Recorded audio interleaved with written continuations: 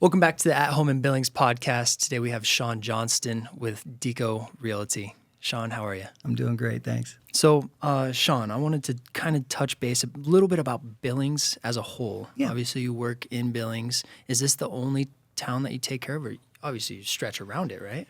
Yeah, we cover a really large area, larger than most. When I came to Billings, I'm originally from Western Washington, and I came here as a result of a bucket list process. Oh. I took off for about 4 years and trained horses and cowboyed and guided elk hunting and Wow. did all this fun stuff for a few years. Then I decided I had to become a grown-up again, and I was here in Billings, so this is where I ended up staying. But I didn't know anybody. So for me, getting a new real estate business off the ground in a place I didn't know, literally didn't know a soul, I needed to be willing to go wherever I needed to. So we have listed properties 5-6 hours from here and got them sold, sold farms and businesses and whatever people needed sold. So, but our primary business, muscle shell to carbon, still water.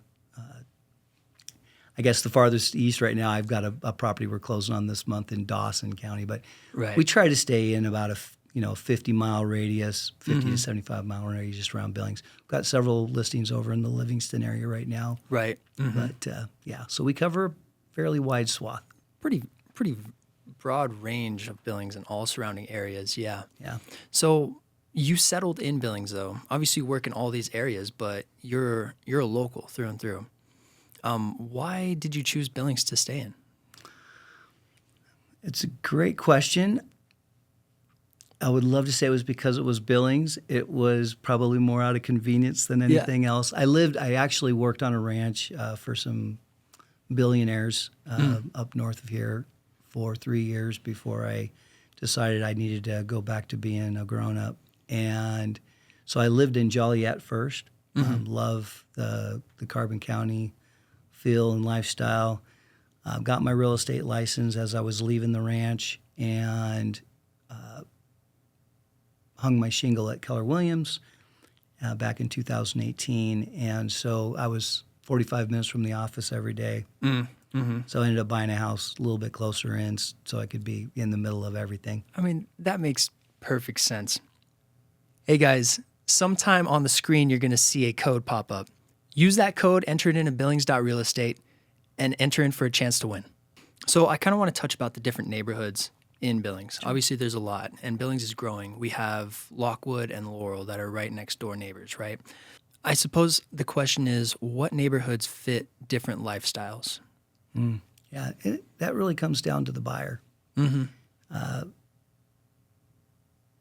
That's probably the hardest piece of the puzzle for a real estate agent when they're initially working with a buyer. I was actually in a meeting on Tuesday, a mastermind group with the top 1% producers in Billings.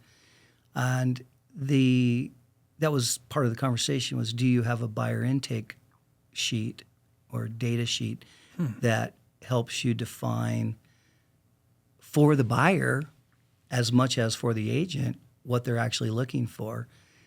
Then, going back to what we were talking about before we came on camera, in today's world, you can then go out and do research as an agent, even if you don't know that neighborhood specifically or a neighborhood specifically that's going to fit all those criteria. You can do pretty amazing research in today's world to help them define what neighborhoods are going to be the most likely to fit. Interesting. Everybody's different. Some people want to live in an HOA. They want to make sure the guy next door gets in trouble if he doesn't trim back his hedges. And then the next guy doesn't care what the next door neighbor's doing as long as he can do whatever he wants, right? And so those are the two extremes, obviously. And everybody fits somewhere in between those. But it takes time. Yeah. And that's I think the big challenge for a real estate agent on the buy side is having a heart for their buyer and really truly getting to know them and understand what they're looking for. Right. That's not the right place for every real estate agent. Some people are really, really good at that. My son is really, really good at that. I'm I'm good at it to a point, and I'm much more focused on helping sellers sell homes. Oh, I About see. 80% of my business is list side. So, Right. or me helping somebody I helped buy a house sell their house. So, So, Shawn, it sounds like you do a lot more research behind or getting the needs figured out before speaking to them. If a person were to walk, like, let's say I was looking to buy a house, but you knew nothing of me. If you got a first impression of me, would you kind of have like a general idea, like, hey, this guy probably wants to live in an HOA or this guy wants to live over here? Would you be able to do something like that, or? not just when I first meet you, Right. right? Obviously, we all draw, judgments on the person we're talking to in 5 seconds or less. But no, you really have to. That's the thing, is you really have to be able to sit down and get to know people. I'm dealing with on a sell side right now with a client I've known, one of the first people I ever met in Billings at one of my first open houses, and that relationship is quite nuanced because of their personality, how they approach real estate, their background in real estate and construction. And so how I deal with that person has changed over the years as I've gotten more and more acquainted with their personality, how they look at things. And the same thing with a buyer, obviously. You start out with a fair understanding, or you think. Right. Oftentimes I think I know where I'm going with them, and we go see 3 or 4 houses, and where I'll end up in a situation where it's like, okay, we need to go grab a cup of coffee. And they're like, what? We need to go have a cup of coffee. Right. Okay. All right.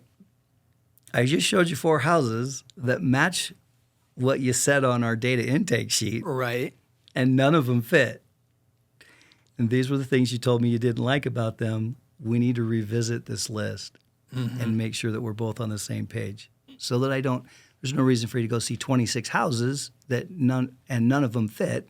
Exactly. Let's tweak it. So it's like any relationship. If you met somebody at the bar, you know what you know about them that first 30 minutes, but if you continue to communicate with that person over a month or 6 months, what you know of that person, your understanding of who they really are, probably pretty dramatic changes will happen over the course of that 6-month time frame. So, Shawn, I'm curious. You said that like 80% of your, I guess, clientele base is mostly sellers. Is that right? Yeah.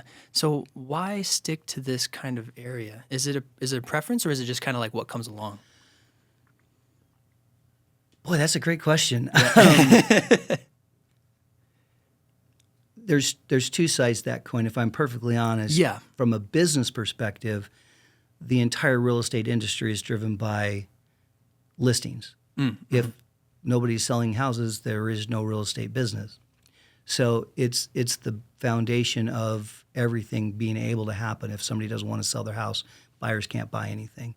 True. Even if there's 100 buyers out there, but there's no homes for sale, which is what's happening right now, right? We have lots of buyers coming back into the market, and our inventory's going down. And so we have this weird dichotomy happening where there's plenty of people to buy, but they're super, super picky. And even though the inventory's going down, there was an 8.4% reduction in sales last month. Oh. We didn't have snow here like the rest of the country did. Yeah. Everybody else says, well, it was the snow. And I'm like, well, maybe. Maybe it's because buyers are being more picky. So that was how I got started with sellers. I have found, for me, I enjoy the process of sitting down with a seller and helping them understand really the process. Whether they've sold multiple houses over the course of their life or they've never sold a house, and this is the first time, most of the time sellers have a preconceived idea of how things are going to work. And in most cases, they're missing big pieces of the puzzle and will stub their toe pretty substantially if they're not given good guidance. Right. And I enjoy that process of my sellers have told me over the last several years as we've done research with them, the reason that people do business with us. The first one was because I answer my phone. Yeah. Which is a very Always, sad, that very is sad valid, low though. bar. But Yeah. it's just a reality. I don't know how many of them have said, because you're the only realtor that called me back, which is kind of sad. Great, that's something to be known for. But the second answer was almost always the same, and that was, you were always honest with us, even when we didn't want to hear it. Mm-hmm. And that's what sellers need. They need somebody that can sit down with them. My job's not to be your friend. My job is to be an honest advisor and give you good advice. Unfortunately, I see that a lot in our industry and as a whole, is people just say whatever they need to say because they want to get a listing, instead of being, willing to push back and be honest with somebody and say, here's why that's not true. Really? Or here's why you don't want to do that. Shawn, would you be able to tell me a small story of the last time this happened? Yeah. Unfortunately, I have one Yeah. current day right now where I sat down with somebody and said, here's what the market's telling you about your house. Mm-hmm. It was overpriced when I met them. They had called me and asked me to come evaluate the place. They had it listed before, and substantially overpriced. I explained why, not because of my perception of the property. Here's the data. I'm very big on. It doesn't matter what Shawn thinks. I would love to sell your house for $1 million. Yep. The data doesn't show that it's worth that. Mm-hmm. Doesn't show that the market's going to be willing to pay that. So we adjusted the price, relaunched their house, and I told them, I think we're in the ballpark, in a range. Right. The house will sell somewhere in here. If 72 hours from now, our 72 sold methodology, we will know in 72 hours, based on all the data that will come in over that time frame, whether we're right or not. Mm-hmm. Nobody came to see the house. My data is telling you the house is not worth what we're listed for. Right. Not only did nobody come see it, nobody's called me. I've called 28 agents who shared it with their buyers. Yeah. Nobody's coming. Mm-hmm. We've reached out and nobody's going to show up. So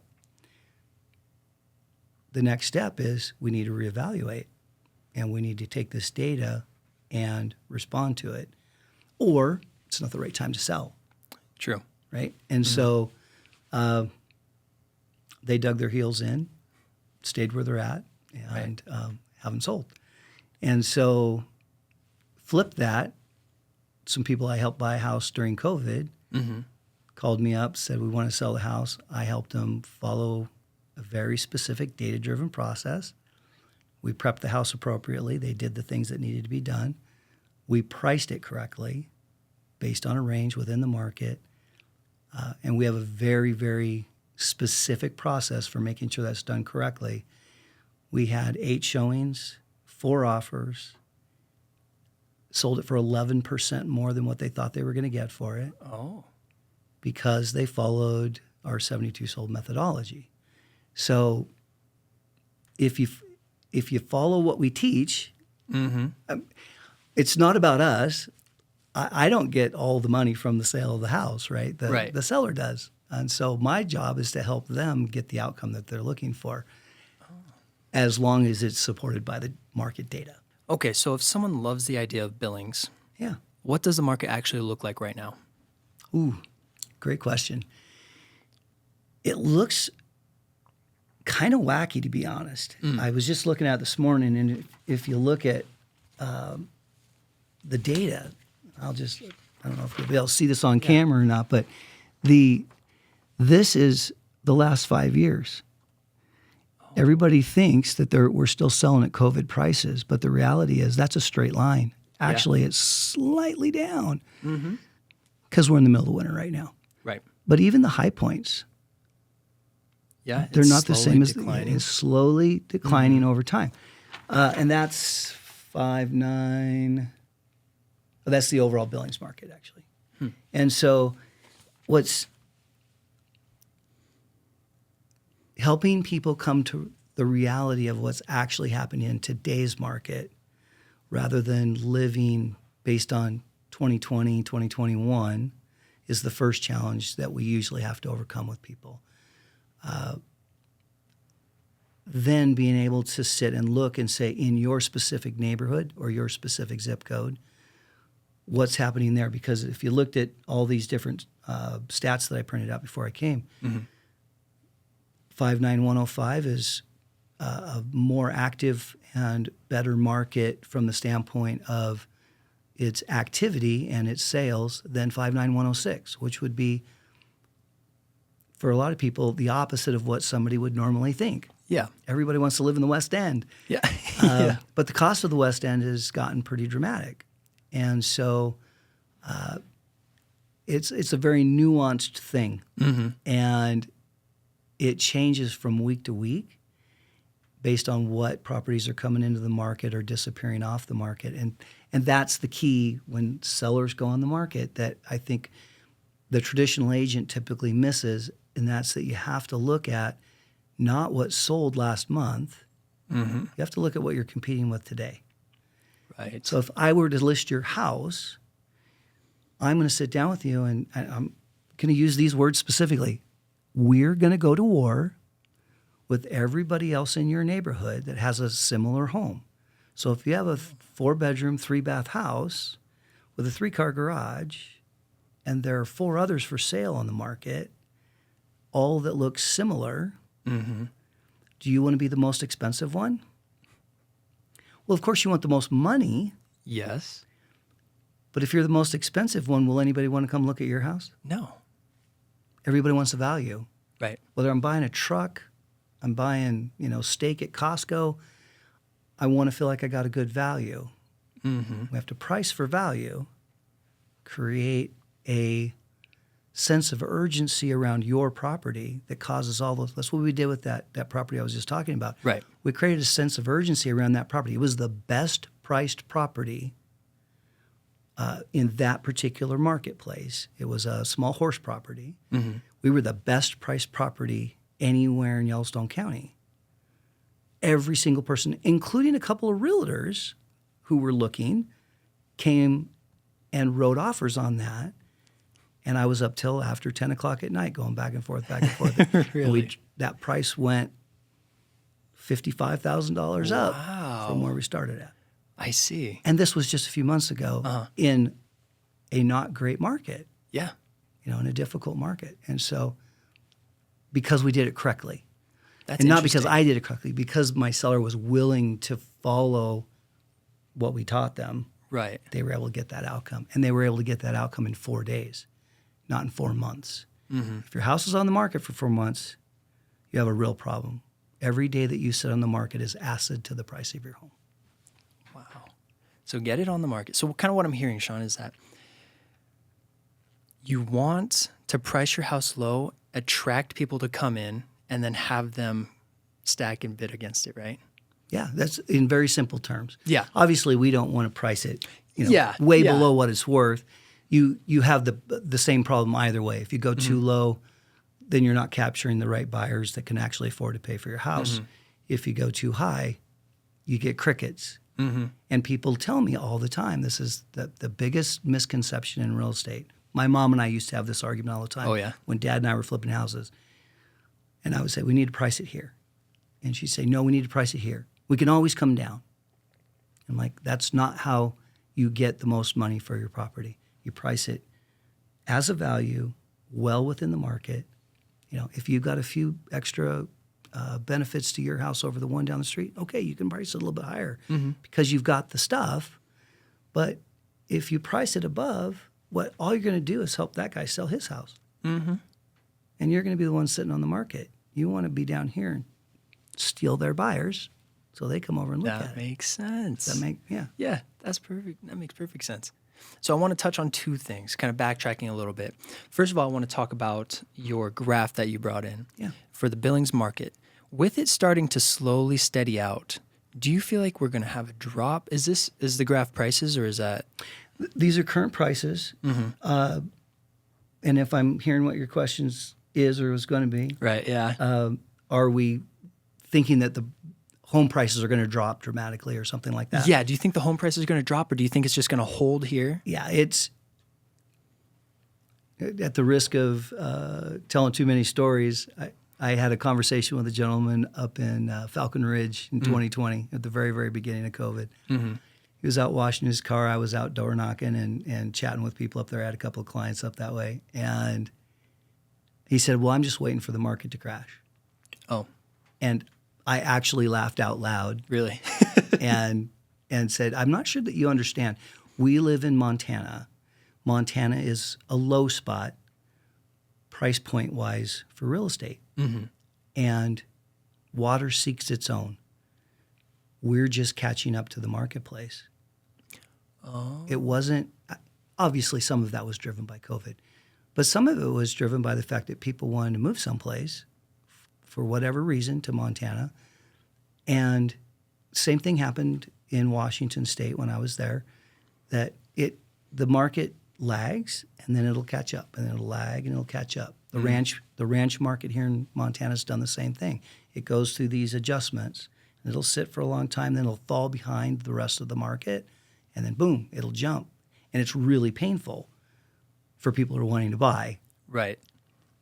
And I've never seen that guy again. Yeah.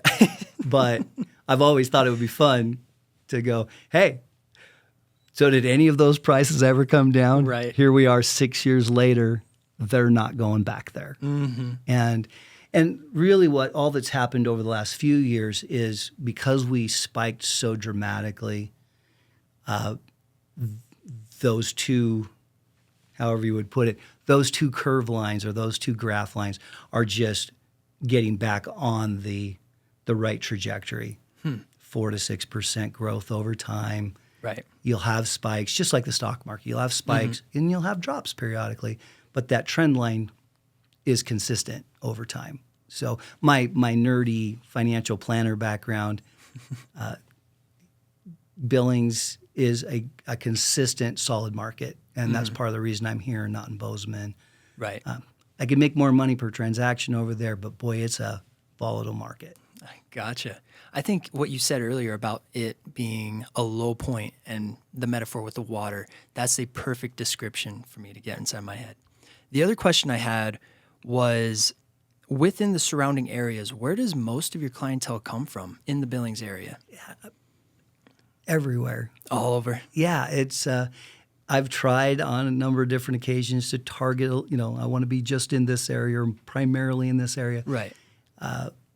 What we find is people find us via referral from clients or seeing us on television, whatever the case might be. So they come from everywhere. Right. Clear over into Paradise Valley. The gentleman that I was working with today that I'm helping with selling a bar, clear over in Dawson County, found me through Facebook and asked me if you were to recommend a realtor to help me sell my farm in Wolf Point, who would you recommend? And I was like, well, me. I can help you sell your farm in Wolf Point. Yeah. 5.5 hour drive one way to put a sign in the yard. There you go. So if you could rank them and say, like, the West End has the most growth. Well, I guess the question should be phrased more like, where are you seeing people sell their home the most? And if you could put a ranking on which area, the West End, South Side Heights, maybe Laurel, Lockwood, would you be able to, do you think you could do that? Or is that just too in-depth of a question? Yeah, well, it's an interesting question, and it's one that I look at quite frequently, and I'm actually doing some research on right now. I don't have the final data back yet on it. It's what we call a turnover rate. Okay. And so we would look at a subdivision or a neighborhood and evaluate it based on turnover. What percentage of the homes are selling in there over time? What I see when I look at the data that I pulled up today is that the Heights has a higher activity score, which means that for sellers, which means that it's a little bit more weighted to the seller right now. But everything that I looked at, inventory is trickling off. It's that time of year. Right. Wintertime, a lot of people have come off the market. I've been looking at those stats pretty in depth over the last few weeks. Hundreds of houses came off the market over the last couple of months. Many of them never came back on the market. So you're seeing a slowing right now, typical. Although I will tell you again, counterintuitive. People always tell me, well, we're going to list our house in the springtime. Right now's the springtime. Yeah. If you wait to list your home until April, you've missed the opportunity. As a seller. Right. The farther into the spring we get, the more competition you're going to have. So if you've got that 3-bedroom, 2-bath house on the West End for $450, and right now you put it on the market, you may be one of 4 or 5. In April, you're going to be one of 10 or 15. Now the buyer has all these options. You're one of 15. You're not 20% of the market. Now you're 5% of the market, or whatever that number would be, right? Right. And so there's so much that you need to think about much farther in advance than most people think. It comes down to a real strategy game. It right? is. Yeah. So it's always good to have the analytics backing up your strategy and your plan. Yeah. Which sounds like exactly what you're specialized in, right? Yeah, I mean, our 72 sold methodology is completely designed around an actual marketing strategy. Traditional real estate, and the way I was taught when I got into real estate, was take pictures. We call it the 3 Ps. Take pictures, post, and pray. Right? So I come out, have my photographer take some nice photographs. We post them on the internet, and then we sit and wait for somebody to buy the house. And that's generally what you're going to get with 98%, 99% of the real estate agents out there. We have a 4-step process as we bring a property onto the market and we start marketing before it ever makes it to the MLS. We have a strategy for going out, finding out where the buyers are for that particular property, even before we're actually out there in the big world of Zillow and Realtor.com and all that. Without that strategy, we can actually, with that strategy, I guess I should say, we can actually build excitement around a property, a sense of social proof around its value, and a fear of loss for the buyers who are wanting to look at it early on before everybody gets to walk through the door. So that when we go onto the market live, we have momentum going into the market and we're able to keep the seller from being stuck in that, we got to leave the house every 3 hours and let people come in. The stress of just constant barrage of people wanting them out of their house.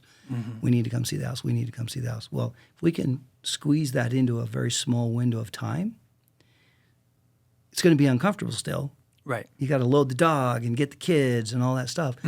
But if we can squeeze that into a smaller time frame, because we've built a marketing plan prior to, and get your house. I have some friends of mine that we did several transactions for over the years. Took a job out of state, selling a house that he bought a year before, and dropped $85,000 into a pool, and then told me I needed to sell it so he could leave. Wow. It's not an easy task. No. But we sat down, we followed our plan, we built a strategy. We had 14 people through the house in the first 2 days, had 3 offers on the table, sold it for more than he listed it for, squeaked him out of it. Right.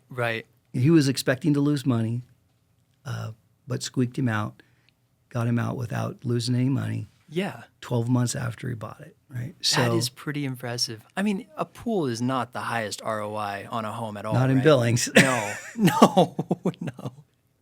Yeah, it's funny because I was just talking to another agent in my office a couple days ago about that, and he's like, yeah, and we have a pool. Yeah. I'm like, well, it can be good. How old's the pool? Mine was brand new. Right. So that helped. And we were able to find people who had been waiting for a resort-style pool home in the West End of Billings. And we were able to stack those people up. They got to see each other as they were going in and out. Really? Right? You got to, it's strategy. If they see each other as like, oh, this is really highly sought after, you know what? It creates value in the home itself. Right. That's just making sense here. Right. Yeah. My wife will tell you, we were talking, I think, before the podcast, that she had sold her house herself back in the day before we ever met. And when she saw me negotiate that transaction where I was up till 10 something at night, going back and forth with the offers, it hit her. She finally said, I really didn't, married to a supervising broker. Yep. She's like, I still didn't really get the real value of having a professional manage the sale of my property. What I saw was you created this fervor around that property. I never had that momentum. I'd have one person come look at it, and then I'd have another person come look at it, and then I'd have another person come look at it. Yep. But when you stacked all those people up, one after another, put it into a tight time frame, now they all had a reason to bring their highest and best offer. Yeah. And we got my client out with way better than what they were hoping for. And the buyer got a really great property. They bought it for what they were looking for and got exactly what they wanted. Everybody won. That's perfect. It's the perfect deal. So, Shawn, I want you to walk me through the steps. Let's say I have a home. I want to get rid of the home. Now what? You know, like You want to get rid of it, or you just want to sell it? Well, let's sell it. I'm not going to burn it down or anything, but let's make some money off it, or let's do whatever we can so I can move out, right? So what's the process? Well, we're going to sit down first. We're going to look at the data, and we're going to decide what it looks like the market will support, and have an honest conversation about that. The challenge that we all run into, myself included, if I were to sell my house today, I'm emotionally attached. Yes. Right? I've taken really good care of it. It is, in my opinion, the nicest home in my neighborhood. And I think actually pragmatically that's probably true. The guy that did the renovation on it did a stellar job. Yeah. The rest of my neighborhood's not nearly as nice. And so I'm going to think my house is worth lots and lots and lots of money. I have memories there with my kids, with my parents, all those kinds of things. And so my first job when working with you as a client is to help separate the emotion of selling your home from the data-driven reality of it. Right. Because the buyer that's going to buy your home doesn't have any of those emotional attachments. They're buying a house. They haven't built those emotional attachments yet. They're buying something that they're hoping to build those emotional experiences in. Could you imagine giving a showing of a house and then saying, yep, and then this is where he had his first campfire, this is where he stubbed his toe for the first time, and the buyer's not going to care about it. Yeah, so. Well, there's a balance to that. Okay. So we'll come back to that because that is part of it. But first, we've got to really look at the data, and we've got to really make sure that we're doing things correctly. Because most sellers don't. The reason that most sellers miss out on thousands of dollars in the end of their sale is not in the end of the sale. It's at the very front end because they didn't look at the data. They didn't allow the data to help them make really good decisions so that I could position the property appropriately within the market to maximize their sale price. That's the mistake that most everybody makes, and most real estate agents make, honestly, and that I used to make before I started working with the 72 sold stuff, their methodology. So we start there with a very deep, in-depth dive into your home with you, one-on-one, and we want to know everything. I need to know how old your furnace is. I need to know what you've done to that. I need to know all the upgrades that you've done. I need to know, going back to what you said, what did you learn about your house since you've lived in it that you didn't know when you bought it that make this a better house than what you thought you bought? So what's your favorite thing about living here? Because those things do matter to the buyer if they can know about them. The mistake that most real estate agents make is they don't show the home. They stick a lockbox on the front door. And agents call up and say, I'd like to show the house at 3 o'clock. And they say, you need to get out of the house at 3 o'clock. And some agent who doesn't know anything about the house other than what they can read online Right. takes somebody through the house and they're asking questions and the agent doesn't know. They have to call and sometimes don't call or because they don't have the answer, the buyer doesn't know. So if we're there, we can humanize you as a seller. We can explain those unique nuances of this house that you love about it that the other buyer may love too. Yeah. They love sitting out here on the back deck in the morning because the sun's coming up, and they love to sit out here and drink coffee. I just sold a pretty rough house a couple of months ago. But you sold a memory that's tied to it. Correct, an older couple, and I said, well, they've lived here since 1978. So let me tell you what they told me about the house, so you can just kind of get a flavor for the things that matter that you might not be able to see. They built this deck so that they can look over the fruit trees and the garden in the backyard. And the husband told me that his favorite thing about living here is sitting down there on that mid deck, drinking coffee in the morning in the summertime, deer popping through the backyard, and being able to go down and pick plums off the tree in the backyard. By the way, 2 plum trees, 2 apple trees, right? Yep. I wouldn't have known that if he didn't tell me that, and the buyer's agent would never have known that. Yes. Nor would the buyer know. And people are like, oh my gosh, plum trees? You know, and I can't remember now, but they were a specific type of plum. And you know, he explained that to me so I could share that with people. Wow. So they were also an older couple. And the only reason they were selling their home was because they couldn't maintain it anymore. And that's why it looked rough. It started to fall into a little bit of disrepair because they couldn't keep up. Right. So we were able to share with buyers. They're not leaving because they don't love their home. They're not leaving because it's falling down. They're leaving because this is a big house and there are 2 people in their 80s. Yeah. And it's just gotten to be too much for them. And so if you're not there to do that, you're not able to explain the value of a property and why it's priced the way it is. So you're going to help me do that. You're going to help me understand the value, the nuance to your home. Then we're going to go out and we're going to talk to the agents in the marketplace that have other similar homes for sale. Oh. And we're going to ask them, hey, how's things going for your listing? You know, you've been sitting on the market for a month, or you've only been on the market for a few days. Are you getting good activity? You know, we've got one coming on the market. Hey, do you have any buyers that didn't work out for yours that might be a good fit for us once we come on the market? Would you like to know about this the moment it hits the market? I'll put you on the short list, let you know that it's coming. If you have buyers that house didn't work out for, or that are looking for something similar, would you like to be the first to know about it?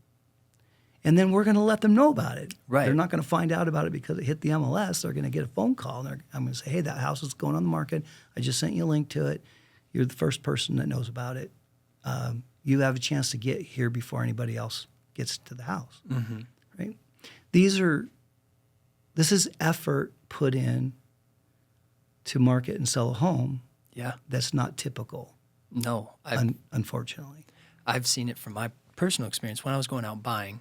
It was mostly my realtor taking me to the home, unlock the drop box, go ahead, you know, and we would look, and then Did they walk through the house with you? Be honest. Some parts of the house, yeah. Yeah.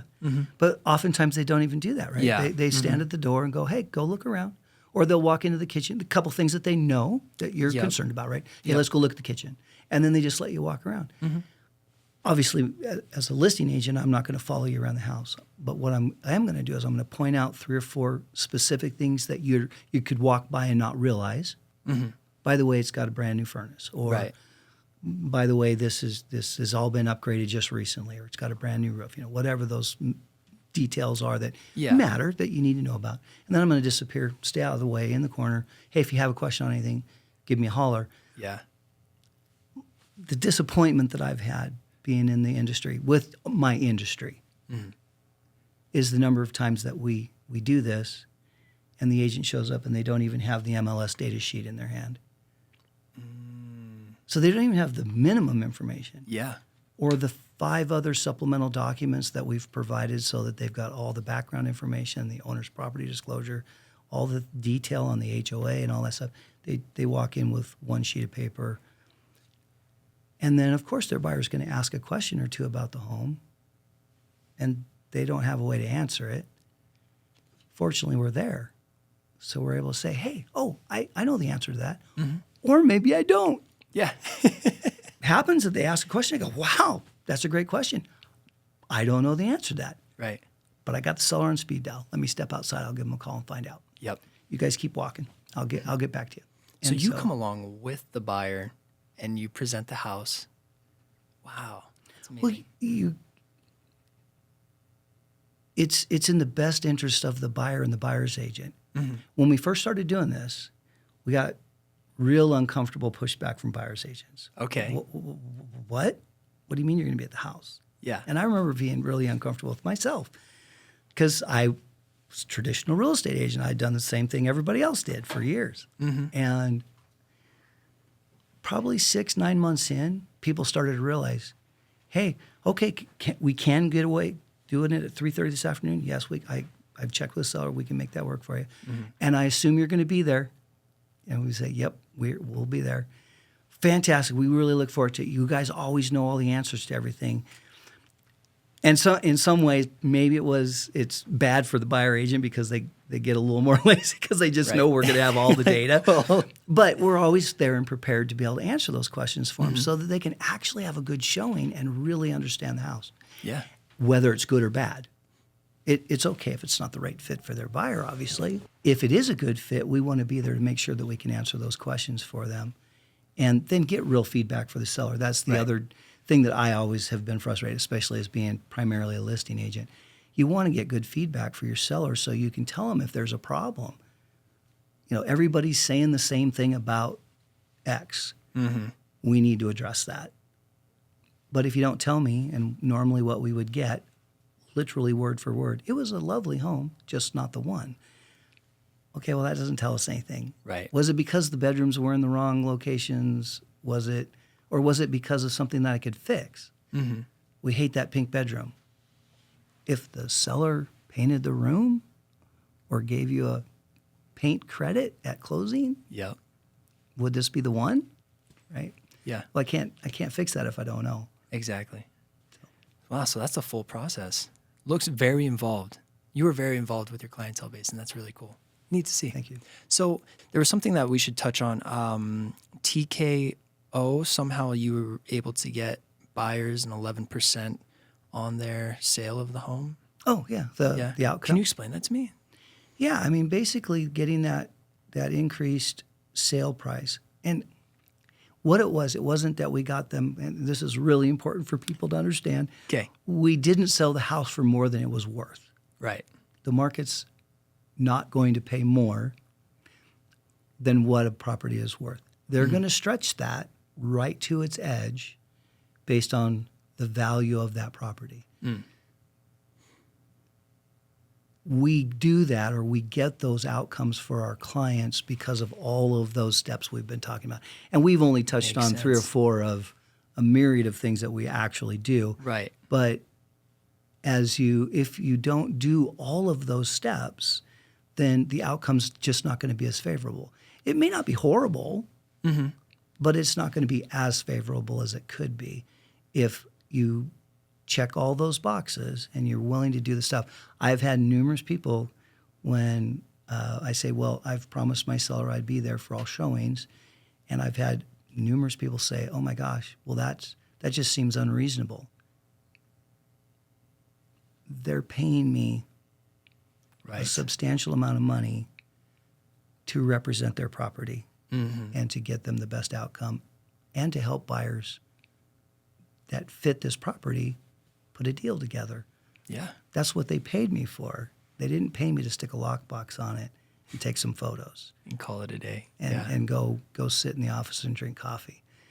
Unfortunately, that's what I think. Well, I don't think. I know from speaking with my wife and from talking to a lot of people over the last few years that's, I think, what people really believe real estate looks like. And unfortunately, it does to a degree with a percentage of the traditional real estate agent out there. That, going back to our conversation before we ever came in here, with the advent of AI and technology and all these kinds of things, that business model being even remotely successful in 2026, not likely. Not likely at all. And so we're going to see a lot of change. Yeah. I think for the positive. For Yeah. the consuming public, there's a lot of really good change happening. So what's the difference between being a real estate agent and selling homes? Yeah, that's a perfect question. And it's one that I did not understand when I got my real estate license. What real estate agents are taught when they take their real estate classes, and generally what they're taught when they go to work at a brokerage, have nothing to do with selling real estate. It's really a strange thing. When I was in the financial profession for years, I was taught about the products, how they worked, how to explain them to people, and help them make good decisions.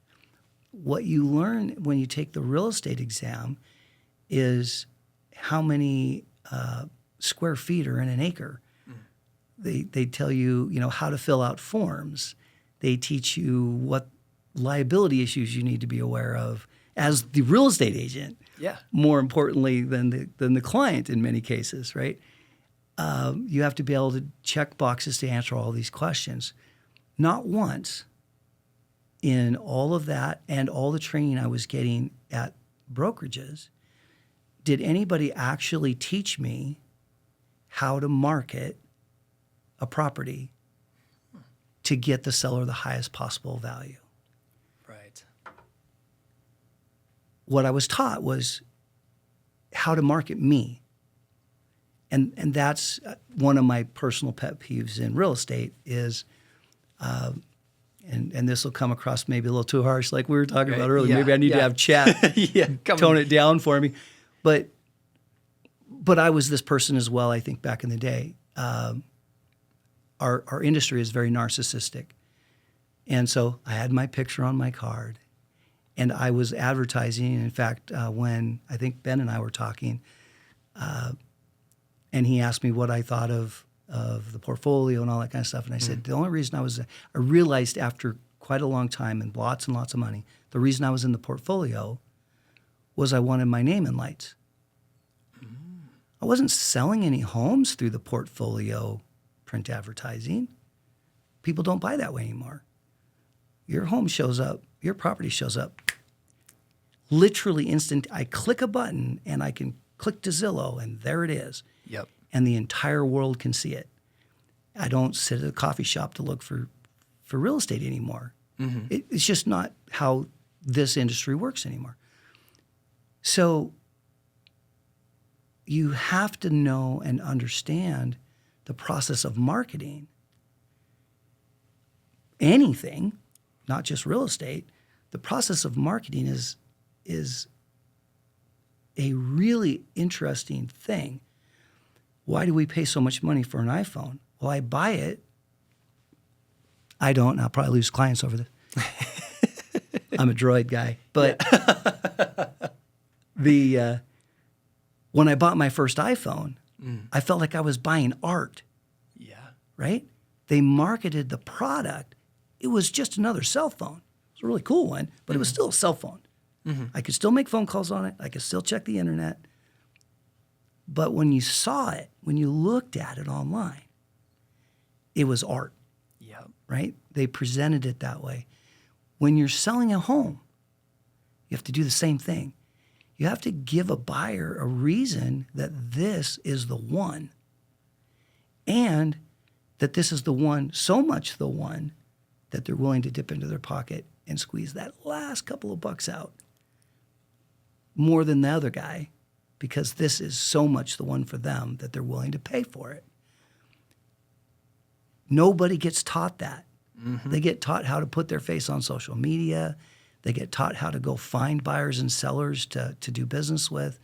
They get taught all this stuff. And I was actually talking to a guy on LinkedIn this morning that I've gotten to know over time, and we were having this same exchange. It said that most realtors, myself included back in the day, the unfortunate reality is they spend most of their budget trying to find clients, not trying to sell houses. Right. And that's a nuance that is uncomfortable to tell people or to be honest about. When we started doing this, the number one thing I got back is, how in the world do you have the time or the money to deliver that level of service to your clients? That's what they pay me for. Right. Exactly. And so that's the requirement. If they're going to pay me, I need to deliver that high level of service and get those outcomes, if they'll listen to me. Yeah. There's always a caveat. There's always that caveat. You have to listen. You got to follow the plan. If you follow my plan, you're going to have a win. Yeah, So, exactly. yeah. Before we end the podcast, is there anything that you would like our viewers to know? Well, that's an awfully broad question. Yeah. I think the key, obviously, if you'd like information about how we approach selling a home and how to get the best outcome, we don't charge for that. I'm happy to have a conversation on the phone. I'm happy to come out and take a look at your property, share with you how we go about accomplishing these kinds of things. I am just about there where I do 30-minute training sessions for sellers who are trying to figure out how to sell a home, and trying to prepare so that they can know how to vet a good agent. You don't have to list with me. If you want to have a 30-minute session to learn how to approach selling a property, you can go to my LinkedIn page, Shawn Johnston on LinkedIn, and sign up there. You can call me direct. Can I give my phone number? I mean, I don't see a problem. Why not? Right, Yeah. 406-702-3949. You can just call and schedule a time, and I'd be happy to do that. And then we're just about done putting together a 3-hour, 3-day, 3-session training program that we're going to charge $74 for. Really inexpensive. That's literally a boot camp for sellers to be able to say, do you need a realtor? Could you just sell it yourself? I can teach you how to do what I do. The nuance of doing what I do comes from years of experience and the negotiation process and all those kinds of things. But there are people out there that, like my wife, highly intelligent, highly technical, works for a major tech company. She took 6 months off, and her job became being her own real estate agent. Wow. And you can do that. We have a program for that. So if somebody's interested in that, they can reach out for that as well. Wow. That's amazing. If you're looking to sell a home, contact Shawn Johnston, and he can either do it for you or teach you how to do it on your own. Thank you, Shawn. Thank you very much.